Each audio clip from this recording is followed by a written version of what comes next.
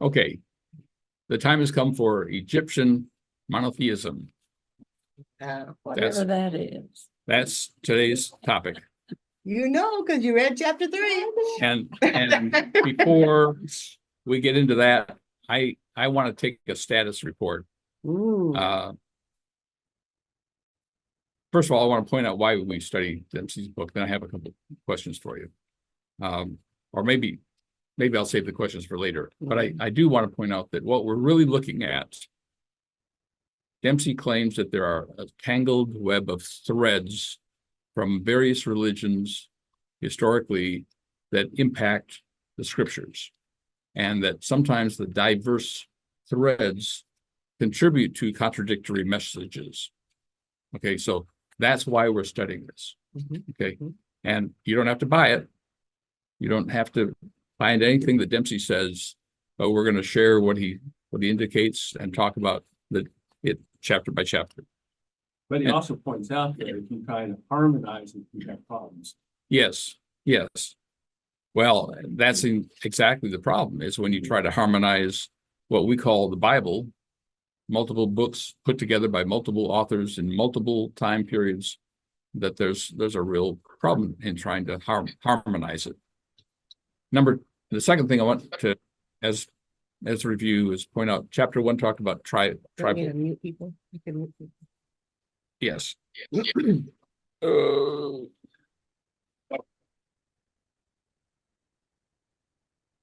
Second thing I want to point out is chapter 1, you talked about tribal faith. And the whole concept is that there are a multiplicity of gods reflecting different emotions and attributes of humans. And so, in essence, I think what you talked about in that first chapter. So Jane, can you mute Jonathan's? I We should could be echo. be muted already on there. Okay. I think Ron needs to mute as well. Ron, I thought it was. yeah, it's you and Ron that are having trouble with each other, Karen. Sorry. Literally. Okay. Yeah, they are from two different tribes, and they're conflicting at the moment. So anyhow, Talking about this right here. Is that supposed to be muted? It says I'm muted. Well, there's no sound on there. There's no sound on Jonathan. Yeah. It's Karen and Ron's iPads having fun with each other. Okay, are we ready to go again? Yeah. So the tribal faith, basically the concept was that each tribe, each community had their own god, worshiped him. If things were going great, that god was dominant. If it wasn't, then some other tribe's god was causing them problems. Yeah. So, and the gods had human emotions and attributes. The gods looked often like humans, and they would get angry. They would be vengeful. They would sometimes be loving, all that sort of thing. So that was, I think, what you talked about in lesson 1. Lesson 2, you talked about international wisdom learning. And the concept was that the wisdom writers assumed a cause and effect or rational world. In other words, you can't see the gods. There had to be something more. Well, it was used to generate a kind of a societal norms, some common moral teachings that apply to all people. So that's where we're at now. Those are the first 2 threads we're talking about. So now we go into monotheism. And I'm going to just share some information with you first, and then we'll go from there. First question that I pose is, why did the Egyptians create lavish tombs? Started about 1500 BC. And the answer is, you don't have to come up with an answer. I'll give you an answer.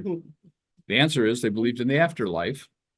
And the Pharaoh's eternal dwelling place was the tomb. Okay. Now the afterlife was important for the pharaohs. They were the rulers, so it's important for them. It had religious significance because it was a worship site. They would go and worship pharaohs who had passed. And why would they do that? Because they were like gods. Yeah, they were like gods. The previous pharaohs, the perception was that they were like gods, and so you go to their tomb to worship. The size of the tomb and the grandeur reflected the power and structure and of the pharaoh. And So- ego. And the Ego, yes. So the bigger the tomb, the fancier the tomb, the more decorative it was, the more important the pharaoh was, the more important he would be in the afterlife, the greater god he would be, et cetera, et cetera. Are the pyramids in Egypt one pharaoh's tomb, or is it several pharaohs' tomb? Just one? So they would build like a whole pyramid Mhm. as a part of that one pharaoh's tomb Mhm. and kill 1,000 slaves or whatever it is Yeah. they did Yeah. to build it. Yeah. Lovely people. Pharaoh was God. Yeah. Yeah, I Like, mean, yeah. at some point in Egyptian belief, I mean, it was almost, particularly with the sun god, you know, if the Pharaoh wasn't there, the sun wouldn't come up. I Mm. mean, it was really important Mhm. that the Pharaoh be preserved. Makes sense. so next, those tombs were repositories of wealth. And why did they need wealth? It was because they would need it in the afterlife that had provided them. And I combined these two, but they're really separate ones. It was also protection of the body. The tomb was to protect the pharaoh's body after he was deceased. There was an article in the paper about 3 or 4 weeks ago, not an article, but there was a recipe for ancient cookies that they figured out they were from this tomb and they were buried with cookies and they had reverse engineered. Oh the my recipe. gosh. Were they good? I meant to bring it. Oh, that's It hilarious. was great. It- They fed them too, apparently. Mhm. So- Well, and there were people often the wife or others would be buried with them because the servants were to serve them in the afterlife also. I'm just curious if anybody followed the recipe and I was going What it to, tasted it's like like. 4 ingredients, it's easy. Yeah. Well, You could have brought us pharaoh cookies. I'm gonna find it. I saved it. well, that's your assignment. Okay. There you go. Make us some cookies and bring Make them us next some week. pharaoh cookies. Was Um, anything weird in first? No, actually, it was very simple. Yeah, Did they have sugar back then? there was something for sugar, but it was flour, water, Probably honey. Honey. maybe. Oh, yeah. Honey, Yeah. honey. Yeah, Yeah. there were like 4 Interesting. things. Okay. was there- I'm just glad to know there's going to be cookies in the afterlife. I hope there's pie. Yeah, but the question is, are they Don't computer have to cookies know. or real cookies? Edible cookies? Okay, historical record was another reason for the tomb, and the achievements, the reign of the pharaohs or the kings, all that would be included in the tomb, not just of their own, but of previous pharaohs or kings also. So all that was inscribed inside the tomb, which becomes kind of important because later on we're going to talk about our dear friend, the pharaoh, who was obliterated from history. And we'll get to that. And it was also an artistic expression. It revealed the culture, beliefs, and daily life of the ancient Egyptians because you had all these paintings and sculptures embedded in the tomb. Okay. If you guys haven't been to the Nelson recently, that's my favorite part of the Nelson Art Gallery. Just beautiful art, just beautiful. One of my favorites. Mine too, actually. Okay, so what changed that caused the development of monotheism? And this is what Dempsey suggests, that Egypt was the most advanced center of wisdom learning. So remember, we've gone from tribal to wisdom to now to monotheism, and that Egypt was the most advanced. Some philosophers wrestled with the absurdity of belief, the corruption of the social order. In other words, the absurdity of belief, I think he's referring to each tribe having its own god. Somehow there seemed to be something more unified in nature than having these human-like, vengeful, angry, loving gods for each tribe. And by the way, the sun will be, if you look at the sun up there, that's going to be one of the issues we're going to talk about. And if you look at it carefully, this picture is a little bit better than one I'll show you later on. You look at the rays are actually hands reaching down, and the hands reach down to the pharaoh and to his partner on the throne, his wife. And they were impressed with the logic of one God. It just seemed to make sense. And that's why we started having a change from this multiplicity of gods to one. So Egyptian polytheism to monotheism, the transformation took place in Akhenaten's reign. He was the 10th ruler of the 18th dynasty. That's a picture of the sculpture of him. And the time period when he lived is generally 1351 to 1334. But you see references to a few years earlier or later. I've thrown in here that Moses, because of what Dempsey covers later on in the chapter, threw in that Moses lived in the late 13th century BC. Okay, so that's like 1201 to 1300 BC. Remember that as you get, it's going backwards. So BC is before Christ, so it's a number of years before Christ or before the Common Era. Seems like there was a movie made about this pharaoh. I don't remember what the name of it was, but he was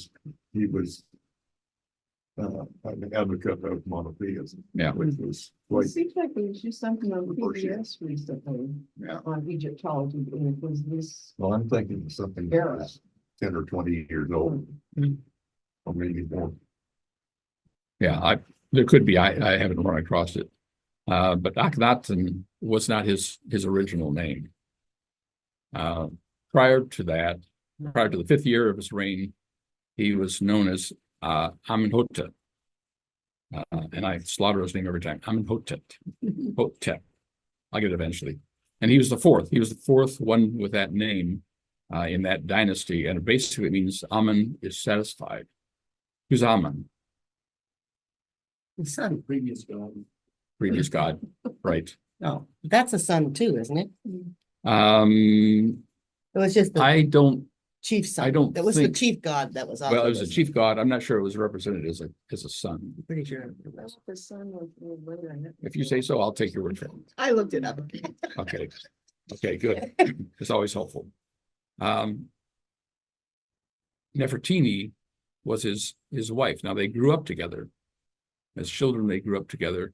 And part of what Dempsey and others allude to is that there was some influence of Nefertiti to lead him from Amen to Aten as the chief god, and Aten being the one god.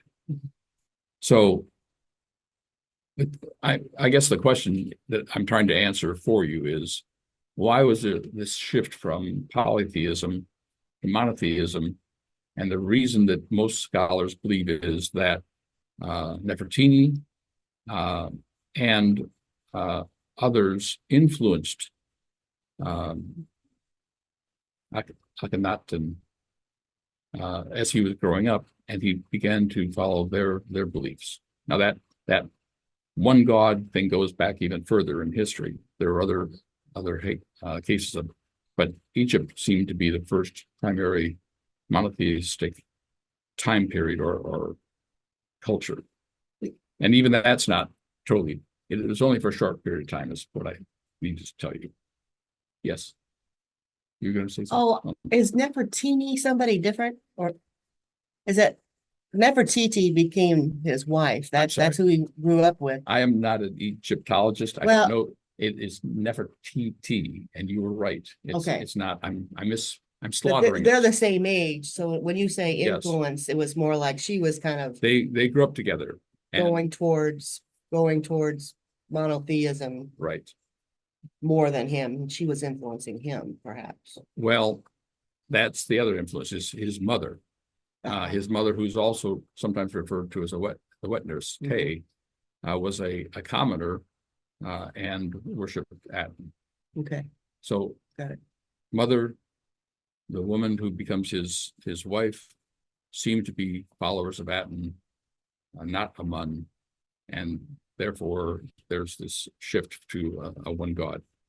Amun, by the way, is one of many gods at that time. It's not a single god. Right. So there's where the shift goes from many gods to one. Okay, he then, as Pharaoh, abandoned Egypt's traditional polytheism.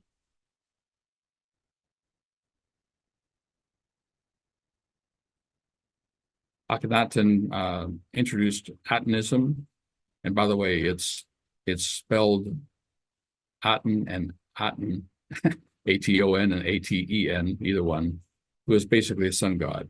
And it was not a matter of, his belief was not that Aten was the supreme god over a whole pantheia of gods. His belief was that Aten was the one and only god, the creator god. Okay. The majority of the Egyptians probably were theistic. What does that mean? I forgot. We learned it. They recognized there were other gods. Okay, they worshipped one. They worshiped their god, but they recognized other tribes could have Right, different gods. right. One who worships one god but does not deny others exist. So, and if you look at some of the writings of the followers of Amun, they will refer to multiple gods. They worship Amun, but they're other gods. So you have Amun and you got Aten as two conflicting concepts, of one being the supreme god, the other one being the one god. Akhenaten also moved the capital city from Thebes in the south to a site in the north, which became known as Amarna, which stands for the seat of the first occasion being creation. So here's another sculpture from that time period from his tomb.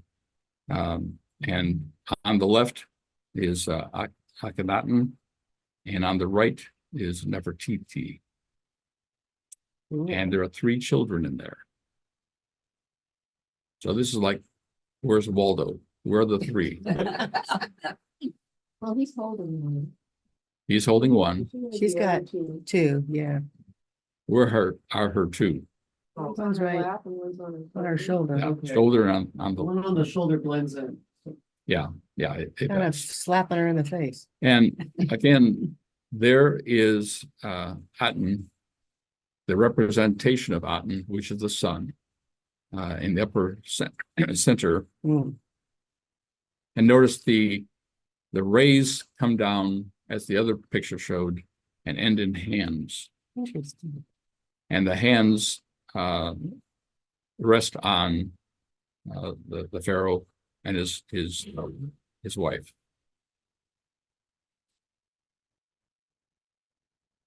Okay. Dempsey goes into questions about why it ended so soon. And that's what we're going to talk about here. And then we're going to get into some questions where you can actually answer for me. I'm not going to cover these in this order, but I just want to hit them briefly. He basically says there's 6 complexities or 6 issues regarding the transition from polytheism to monotheism in Egypt. The first one was history repeats itself, and there's a constant conquest, north and south, to North Egypt and South Egypt, and that contributed to the demise of Akhenaten's view of monotheism. There's questionable monotheism. It appeared to be something that became very prevalent in the court, probably because people were listening to the pharaoh and wanting to be in his favor, but it didn't seem to spread throughout the entire country. And there's a long history of development. that started prior to this pharaoh of monotheism. And the thing that got me the most, it hit me the most, is the practical politics. And we'll talk about that a little bit more. He claims there's also a lack of ethical content, and there's a lack of information about this time period. It's a very short time period in Egyptian history when monotheism was prevalent, at least at the pharaoh and his court at their level. So here's what went wrong. There's a struggle between four powerful groups: the pharaoh, the priests of the other gods, and several references say they were almost as powerful as the pharaoh. The civil service, those folks who served in government positions, and the army. So those four were powerful but struggling groups. The political move to Akhenaten was trying to cut the power of the priests. And by doing so, he basically took away their god, their ability to have multiple gods and multiple temples and be multiply supported. And instead, he believed in this one Aten, the God of creation, the one true God of the universe. Does that sound familiar at all? Mhm. Yeah, it sounds quite biblical. One of the problems was that there was lost revenue for the priests of the other gods. Nobody likes to lose their funding source. We didn't want to be unemployed. Yeah. There was a North and South conflict, and Dempsey describes how the South conquered the North at one point in time, and then the North influenced the South, and it was almost like our country's North and South conflict. But in Egypt, the northern and southern kingdom were at each other often. Yeah. I mean. That it's sounds different- familiar, different too. Points through the centuries. That's true. And as a result, Akhenaten became known as the most hated pharaoh in Egypt's history. And the reason is because he was the heretic. He moved them out of this freewheeling pantheia of gods to try to force everybody into believing in one God. So this is from Dempsey's book. The cultural shift away from traditional religion was reversed after Akhenaten's death. His monuments were dismantled and hidden. His statues were destroyed. His name excluded from the list of rulers compiled by later pharaohs. Traditional religious practice was gradually restored, notably under his close successor, somebody you may know, King Tut. You gonna sing? I'm just. Yeah, I was gonna say, Yeah. I know what Dorothy is thinking. She's gonna start singing in a minute. Yeah. So how do we know about him? If he was wiped out from history, how do we know about him? Well, Amarna was built in 1346 BC. The history of Akhenaten was destroyed, obviously, as I mentioned already. In 1887, a local woman digging for decomposed mud bricks to use them as fertilizer discovered 300 cuneiform tablets. Wow. And archaeological digs began in the late 1800s and into the 1900s. So it also it was either the impetus or coincided with kind of a great interest in Britain and America in Egypt and in the history of Egypt. So there's a lot of archaeological digs. Excellent. Oh, yeah, that was huge. So just kind of like the Nagamati documents, somebody saw what was happening, they decided to hide some, so their record of their time is not totally lost. or That's a what? good question. I don't know. The Dempsey and some of the other sources talk about how Akhenaten sent his brother from the north down to the south to try to sue for some peace. And the brother was never heard from, and shortly thereafter, Akhenaten disappears from history. So That was probably a bad idea. yeah, whatever happened, we don't know. But it appears either that tomb was discarded, hidden by sand, destroyed, whatever. but it wasn't until the late 1800s that the whole concept of Akhenaten reappeared. Well, okay, here's this is part of one of the great hymns to Aten. And it goes, and as we go through this, That's you. is that me? It's your daughter calling you. Ignore Get rid of it, it. ignore it, ignore it. Oh, you got it. I quiet this one, I forget to quiet that one. Anyhow, this is just a part of this great hymn to the Aten. Again, every time you hear Aten, think of the sun god. And as I read through this, see if there's anything familiar to you. Just how manifold it is, what thou hast made. They are hidden from the face of man, O sole God, like whom there is no other. Thou didst create the world according to thy desire, whilst thou wert alone, all men, cattle, and wild beasts, whatever is on earth going upon its feet, and what is on high flying with its wings, thou settest every man in his place, thou suppliest their necessities. Everyone has his food, and his time of life is reckoned.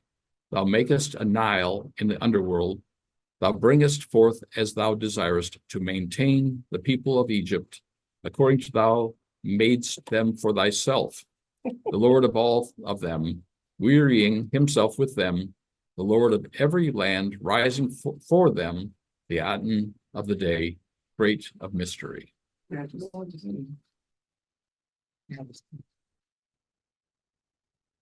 Sounds like something David might like. Yeah. Yeah, Dempsey said in his book, it was like a song. Yeah, very much so. So let's go to a Psalm, There you go. I knew you'd do that. 104.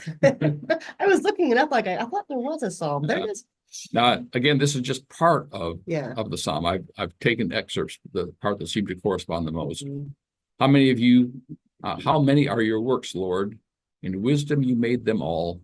The earth is full of your creatures. There is the sea, vast and spacious, teeming with creatures beyond number, living things both large and small.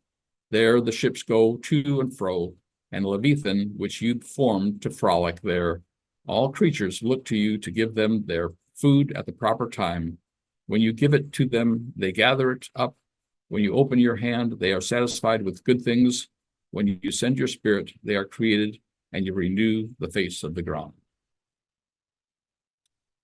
So, any reactions to that?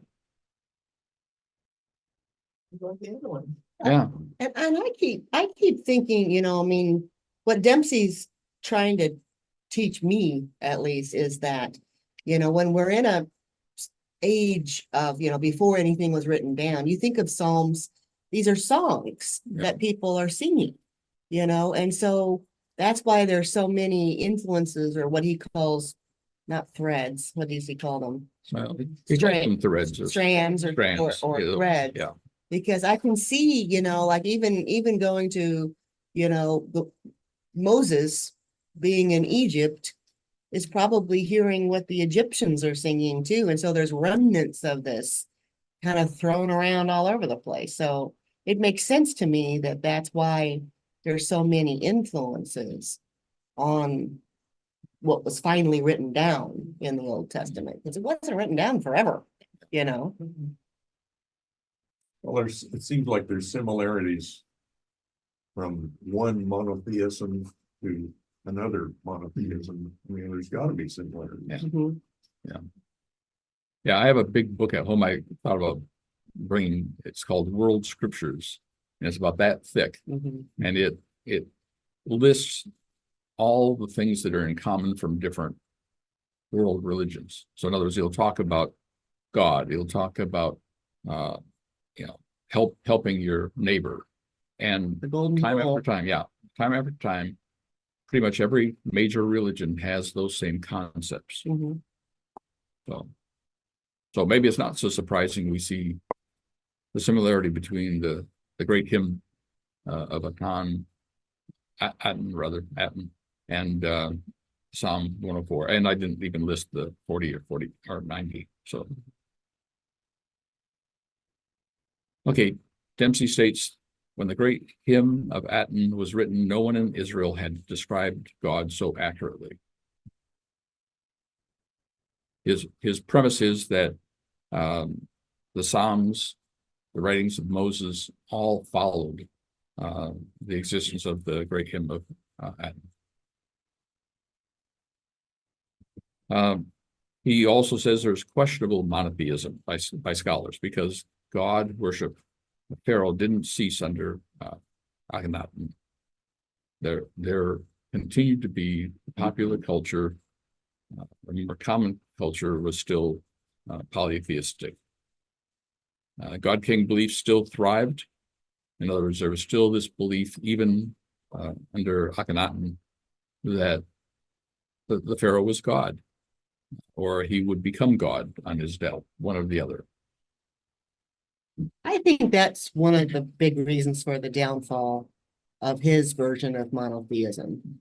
Because you know, what Moses introduced, Moses wasn't taking the credit for it. Yeah. You know, I mean, Yeah. he didn't even want to say anything. That's why Aaron had to do it, you know? So I just think that when the gods and the kings and pharaohs are the same persons, then the little guys aren't trusting it anymore. Yeah. Well, you've got to think that if you look at the Pharaoh, the people closest to him see his imperfections, unless you believe that your God is very imperfect, that's got to cause some disconcerting thoughts. So I'm not so sure about that.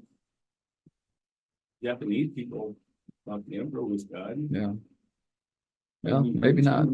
It wasn't there, it didn't, ones before the Akhenaten, when they also considered to be God, and they were polytheistic. I'm asking Yeah. about that, honestly. Yeah, the pharaohs before him. Yeah. Yes. So James writing that when Akhenaten thought he was the only God, I don't know. Guys, boys thought they were God too. Yeah. Well, I thought what Dempsey was saying though was that the reason why the Israelite monotheism worked and the prior one didn't was because it was a God for all the people, you know? Well, I think that was a refinement or an improvement on the Yeah. Egyptian Well, monotheism. Akhenaten or whatever his name was. Akhenaten. The Mutt guy, he was really only concerned about himself and people like him, you know, I mean, he still wasn't concerned about those little guys that, you know, the slaves that they were killing. And that's Probably not. what Moses kind of made famous, you know, I mean, it's like, God actually loves all of you, you know, it's like people Yeah. really hadn't heard that before. That's the distinction in my mind. You know, I don't have the book. Obviously, I haven't read it, but from what I heard earlier and what I saw is that Akhenaten thought the sun was the god, not himself. No. Well, that's what I was going to And it was clarify. the people that thought There- he was the god, not him. They're No. You say- I'm not sure that, I think there were two different views going on. First of all, let's be clear. We don't know for sure. Right. Yeah. We just don't know because the record was pretty well destroyed and only discovered in the late 1800s. The impression I get from Dempsey and from other reading is that Akhenaten believed in one God, Mhm. which was Aten, It's done that. and he didn't believe himself as being God, but we don't know that for sure. What happened is the culture was that the Pharaoh, whoever it was God, was a God. So, Dempsey said that Akhenaten wasn't willing to dispute it. You know, I mean, he might not You just have don't like- believed you it wanna call himself, me but God. yeah, It's go okay. ahead. Yeah. Let's err on the side of I'll be God too, you know. well, it makes it easier for him to foster the belief in Aten. Well, If and get people money, view him let's as be a clear, god, he needed You gotta money. listen to him. Gotta go along with his base. Yeah. Yeah. Well, Dempsey also points out that monotheism existed prior to Akhenaten.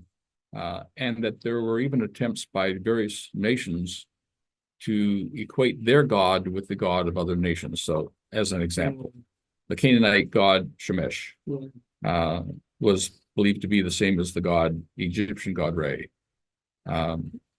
Egyptian god Seth was believed to be equal or the same as Canaanite god Baal.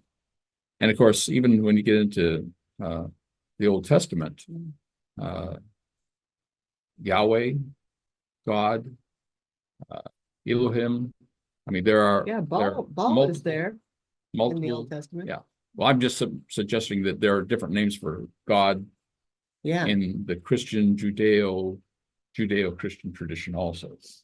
So the Canaanites and Egyptians viewed different names, but the same God. and in that first chapter that we read that Dennis was in charge of, the thing that stands out to me was how, we always think of Abraham as believing in one God, but he was a tribal figure. He probably didn't. He was more like that, what'd you call it? Henotheist. So that makes more sense to me that it's still evolving into the one God theory. He was struggling with it a little bit, so. Yeah, because, well, in that first chapter, we talked about a contract between, I don't know if it's him or, Ray, one of his sons. There were negotiating a contract, but I think he and somebody else. Yeah, You've got your God and my God, they're both included in the contract, Yeah. so we'll stick to our agreement. right. Mhm. Our Yeah. gods agree, so we'll agree. Well, there's also the occasion, I should know it better, but I can't remember the occasion when 3 men approach and to Abraham, and we've interpreted as angels. I'm not sure that he interpreted as God approaching him as 3 people. I'd have to go back and look at it. But Interesting. Okay. okay, so we've heard the hymn to Aten. Here's the hymn to Amun. And so it goes, thou art the only one who created what there is, the unique one who created what exists, thou from whose eyes came men and from whose mouth sprang the gods. Praise to thee, says every wild animal. Hail to thee, says every foreign land. As high as heaven and as wide as earth is, and as deep as the sea is, thou father of all the gods, thou who didst raise heaven and stretch out the earth, thou who didst make what is and create what exists. Now, the reason I think Dempsey points this out, and I've added a little bit here to the prayer, it's a longer hymn, a longer prayer to Amun. But remember, this would be okay, Dempsey makes the point that the hymn to Amun is basically praise. It's praise oriented. The very words say praise to thee, hail to thee. Whereas the prayer or hymn to Aten is more mystery, retelling the mystery of the Creator. So this Amun is one of many gods from an earlier time period before Akhenaten, and also who came back and was in a sense resurrected after his reign. So, is there a connection between all this? Was Moses influenced to affirm monotheism because of his background and his time in Egypt?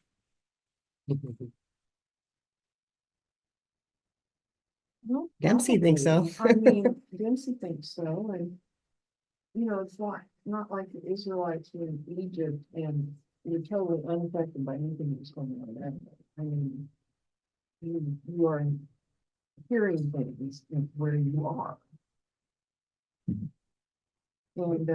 Was the question about Moses or Abraham? Moses, I'm sorry. I hope I said Moses. I think you did, so I went, okay. Well, Moses seems to be pretty much opposed to polytheism. Like worshiping the golden Yeah. calf, he didn't like at all. Yeah.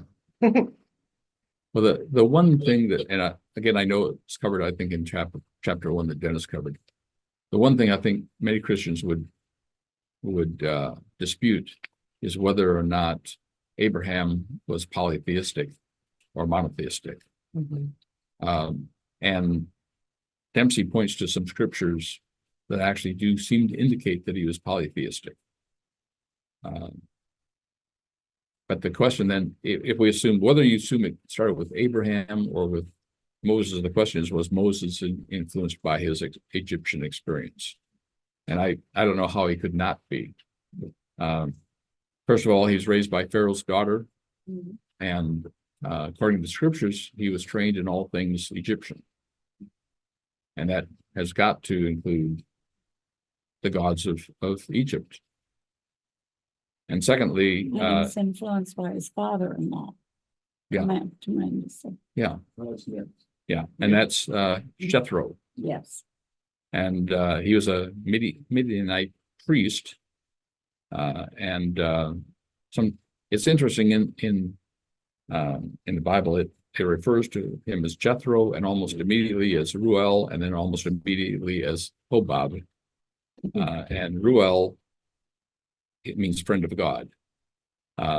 It's also interesting that there's a faith. I just lost it. It starts with D-U-Z. There's a faith that exists today that claims Jethro as their initial prophet. And that faith believes in aspects of Christianity, Islam, Gnosticism, and elements from the Roman and Greek Empire. It's a very small sect, and it's probably going to keep getting smaller because they don't believe in bringing people in from the outside. There are people in this faith. No, I think they're about 1,000 or 1,300 right now, but they're in Arabia, basically the area of Saudi Arabia. But So- when they say actually that all those other religions have parts of their religions. That they were That's first, what they would say. Huh? They would say, yeah. Like that. But one interesting thing though is I really do think that most religions have some aspects of others. Now, either it's- Druze, D-R-U-Z-E. Druze, okay, Druze, thank you. Well, I couldn't quite get it out of my brain. So anyhow, Jethro plays a predominant role in that religion.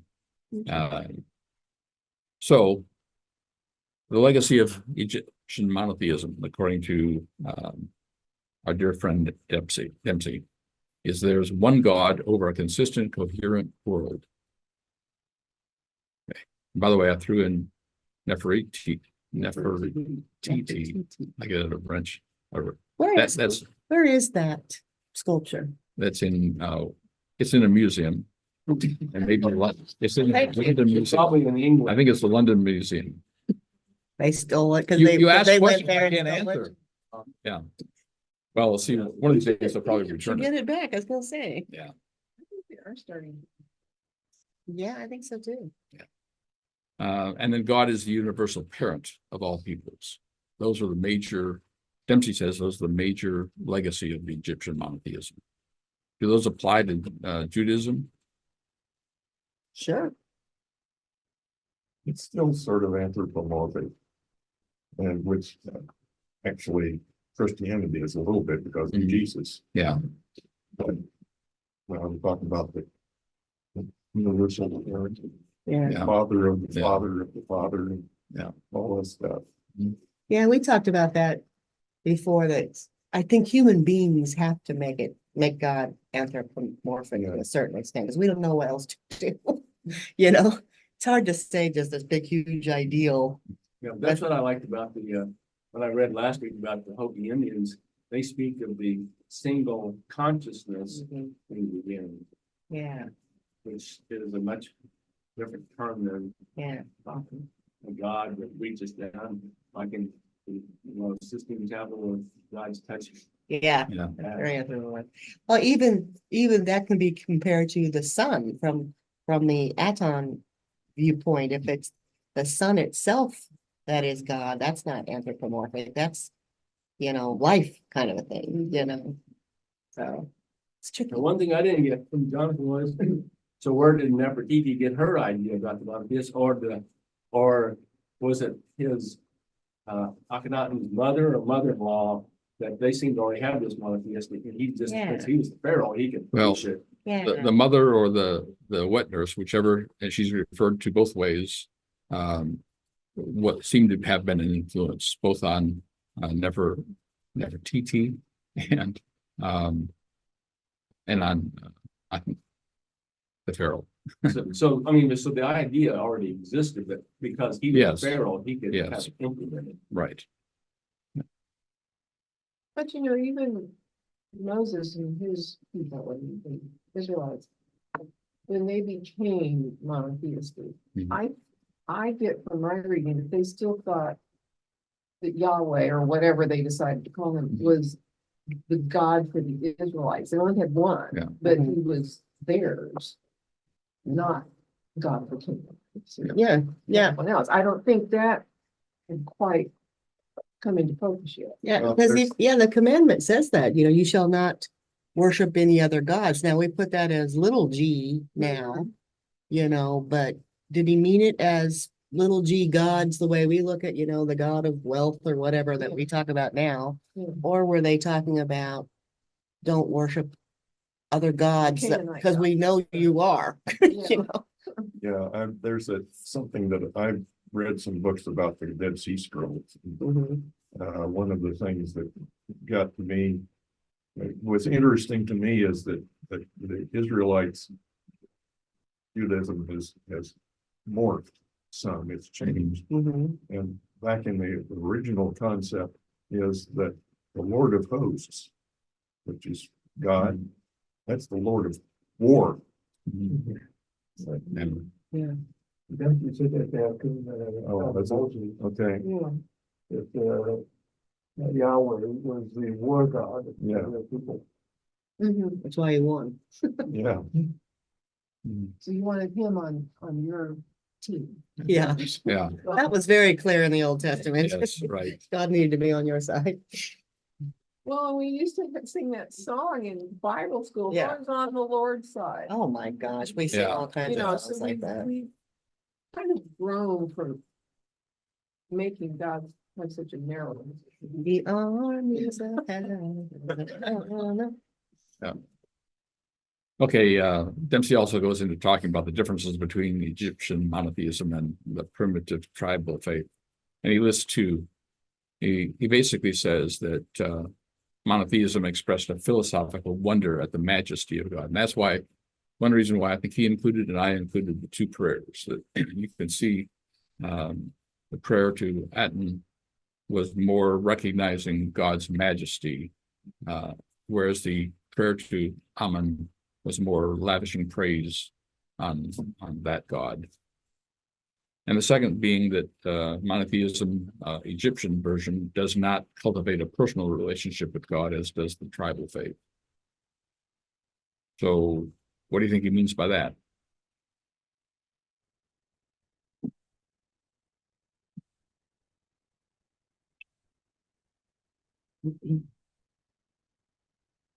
Well, at this time, I'm thinking of the Israelites that were out there making mud bricks. Maybe needed a spirituality that was more personal for their situation. They didn't need a God that was quite that abstract. Yeah. And so it wasn't popular, I guess you would say, for the common man who didn't give much to him. I wasn't there, but I think that for the Israelites in Egypt, life was kind of a grind. Did the Egyptian monotheism have the concept like the Judaism, monotheism of offering sacrifices and stuff like that? You know? Well, the sacrifices would be to the priests in the temple. So in a sense, it would, I mean, that was the monetary aspect of why the Pharaoh of his time decided to move things north and separate out from all the other gods that were distracting from his God. I'm not sure that they offered sacrifices in the way in which the Jews did, You know, but he's still the offering. altar, they burn them and all Yeah. that stuff. They can do that, Yeah. or the Egyptians do that. That I don't know. But they clearly, there was some kind of monetary value to being a priest in a temple that was being worshipped by God. So there was some offering coming to that, whether it was a burnt offering or otherwise, there was something coming to benefit them.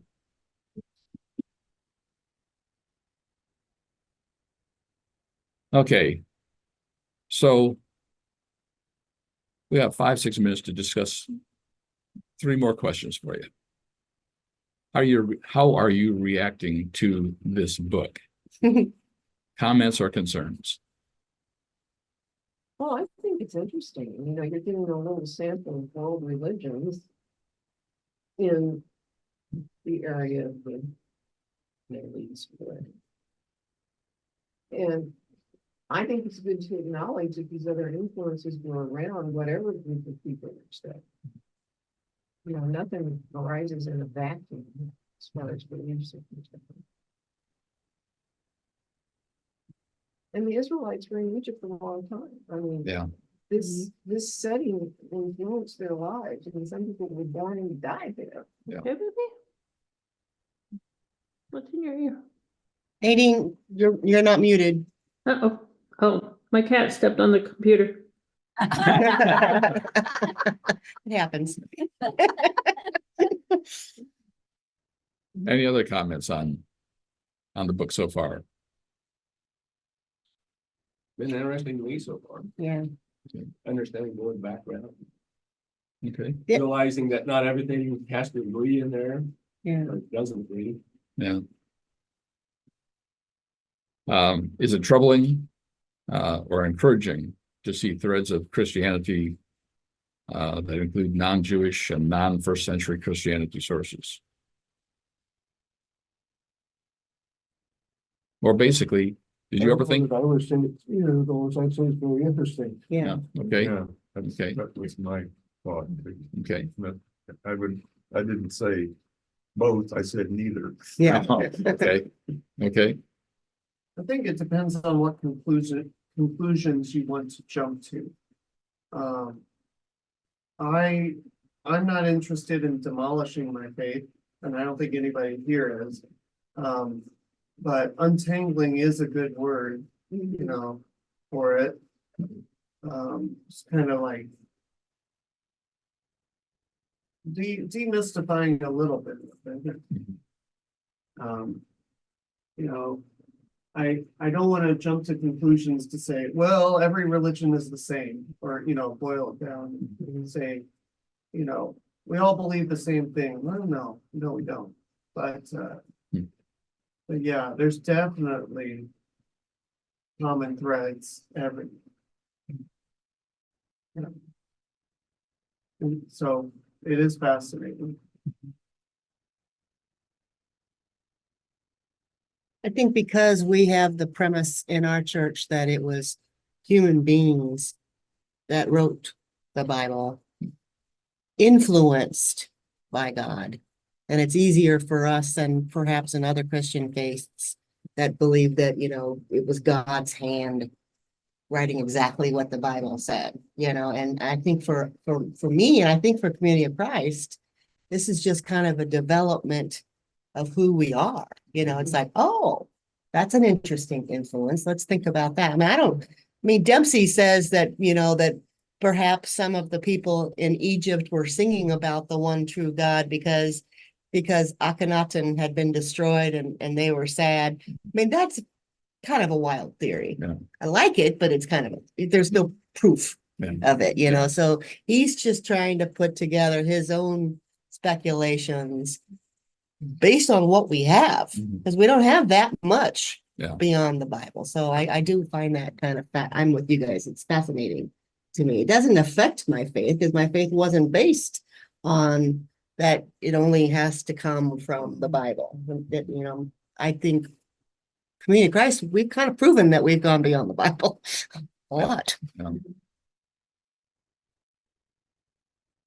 Other comments?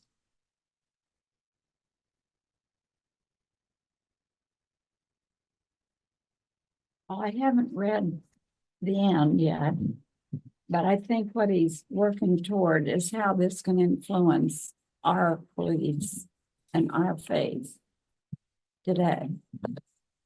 You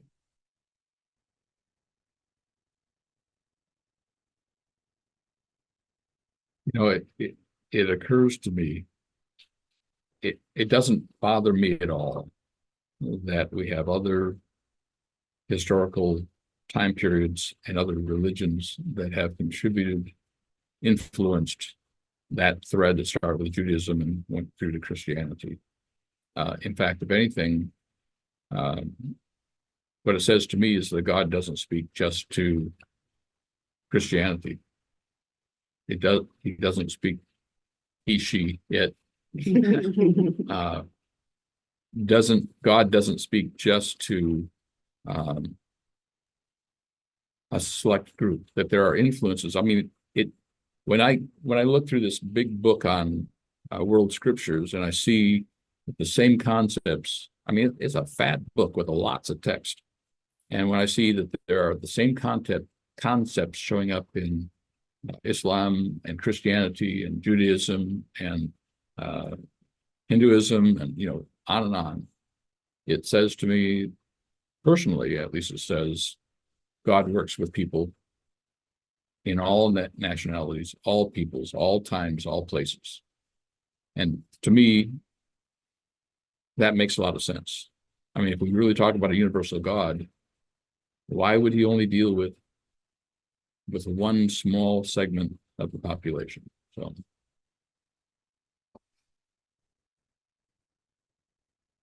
So finally, what aspects of tribal international wisdom learning and Egyptian monotheism are present in the community of Christ today? This is your pop quiz. No. And we have 30 seconds to answer it. Something you might be thinking about, but go ahead.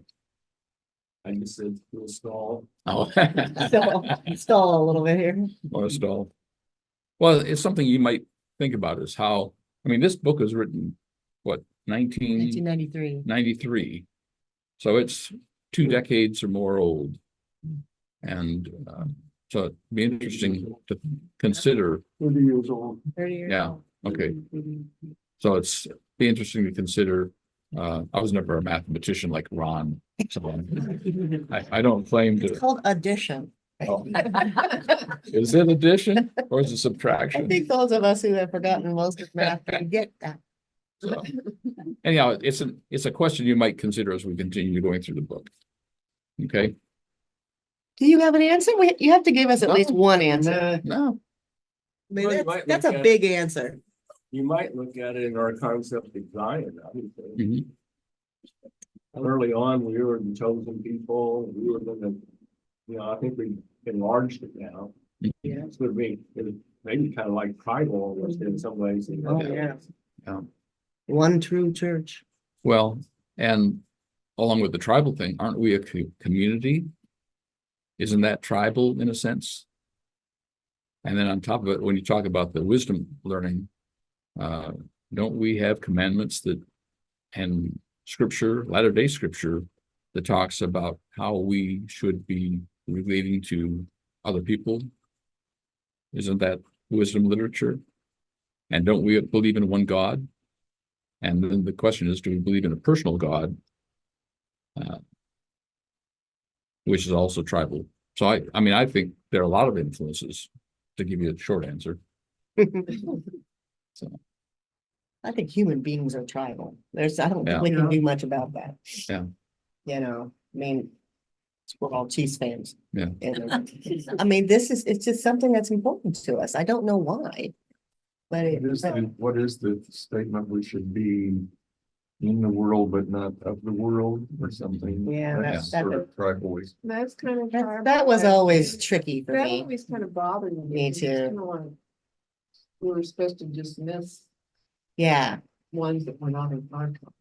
Yeah. I just stand, just observe them or something. I don't know No, what I that always meant. felt that meant make your sensible choices. Yeah. There you go. There's your wisdom right there. The wisdom of elders. Other people don't make sensible choices. Yeah, yes.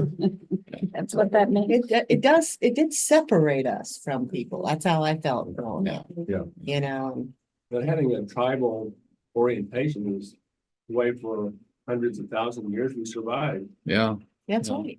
Yeah, I think there's this balance between, you need a group. Yeah, I mean, people do, we're social creatures, right. but that doesn't mean you think other groups are not of value. You know, Right. and I think too often tribalism resulted in thinking that every other tribe was trash, yours was. Good. Yeah, And, you know, I don't think it's that simple. right. You know, we have this worth of all persons in our statement, you know. And I think that means other tribes have to be valued, even if you don't quite agree with everything they're doing, but you don't just dismiss them to the rubbish heap of life.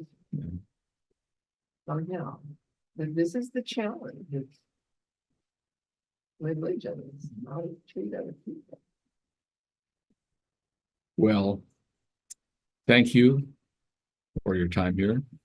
Thank you. And next Sunday, we're dealing with Judean classical prophecy. And Are we gonna do half of it?